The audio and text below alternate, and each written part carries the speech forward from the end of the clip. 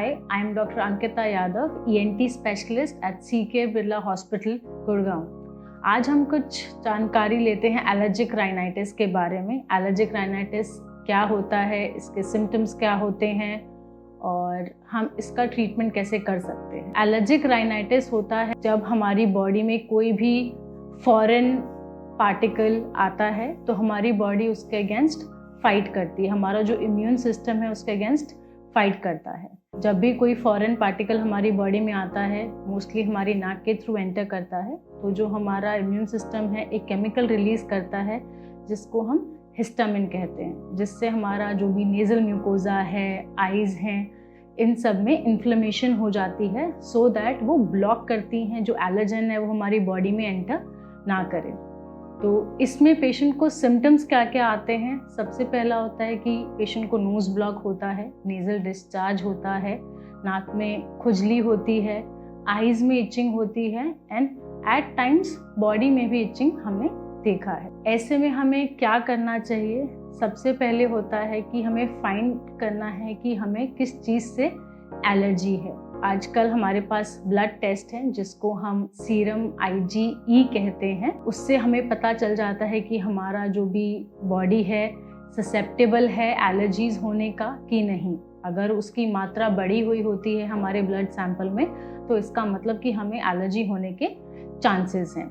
दूसरा आता है स्किन प्रिक टेस्ट, जो एक गोल्ड स्टैंडर्ड टेस्ट है हमारे एलर्जीज को पता करने के लिए। उसमें हम आपके स्किन पे एलर्जेंस का ड्रॉप डालते हैं और उसको स्क्रैच करते हैं और उसमें हम रिस्पॉन्स देखते हैं कि कोई रेडनेस, कोई व्हील तो नहीं आया है, जिससे हमें पता चलता है कि हमें उस पर्टिकुलर चीज़ से एलर्जीज है। अब क्या क्या चीज़ें हैं जो एलर्जीज कर सकती हैं, तो ऐसे बहुत सारे कीटाणु होते हैं, पॉलन्स होते हैं जो ये एलर्जीज करते हैं, जो मेजर हम 4 कैटेगरीज में डिवाइड करते हैं। सबसे पहले होते हैं हमारे डस्ट माइट्स, जो सबसे कॉमन होते हैं।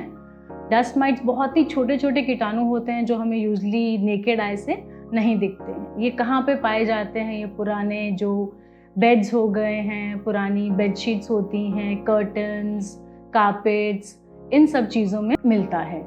दूसरा आता है हमारे पोलन्स। पोलन्स में हमारे डिफरेंट ग्रासेस हो जाती हैं, डिफरेंट फ्लावर होता है।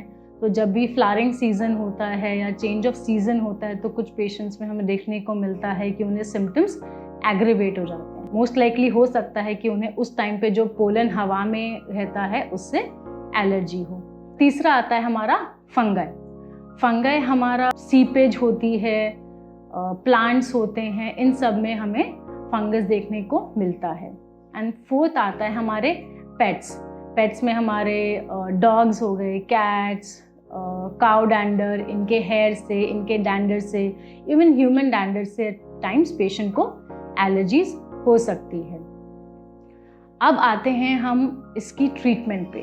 तो ट्रीटमेंट में सबसे इम्पॉर्टेंट आजकल जो हमारे ड्रग्स हैं वो है एंटीहिस्टामिनिक, एंटी एलर्जिक, जैसे लीवोसिट्राजिन होता है, लोरेटिडिन हो गया है, मोंटेल्यूकास। ये कुछ ड्रग्स हैं जो हमारे सिम्टम्स को कंट्रोल करने में हेल्प करते हैं।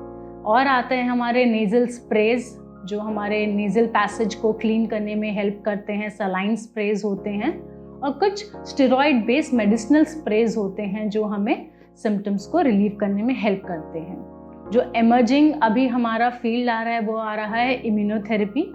इम्यूनोथेरेपी में बेसिकली हम क्या करते हैं, it is a desensitization therapy. हम जिस भी चीज़ से हमें एलर्जी है, जैसे हमें डस्ट माइट से अगर एलर्जी है या किसी एक पर्टिकुलर प्लांट के पोलन से एलर्जी है, तो सेम एलर्जन को हम एक कम लोअर कॉन्सेंट्रेशन में इन अ फॉर्म ऑफ ड्रॉप्स देते हैं एंड धीरे धीरे धीरे उसका कॉन्सेंट्रेशन इंक्रीज करते हैं, बिल्डअप करते हैं, सो दैट हमारी बॉडी को ससेप्टेबिलिटी हो जाए उस एलर्जन से। ये एक इमर्जिंग फील्ड है, इसके काफ़ी अच्छे रिजल्ट्स देखने को मिले हैं। पेशेंट्स को बहुत रिलीफ मिलता है इन सिम्टम्स से। दूसरा आता है हमारे कि मोनोक्लोनल एंटीबॉडीज हैं, उनके इंजेक्शंस भी यूज़ किए जाते हैं to control the allergies. Allergies का basically we say there is no sure shot treatment. The first thing is we can prevent it and we can treat them with few modalities available.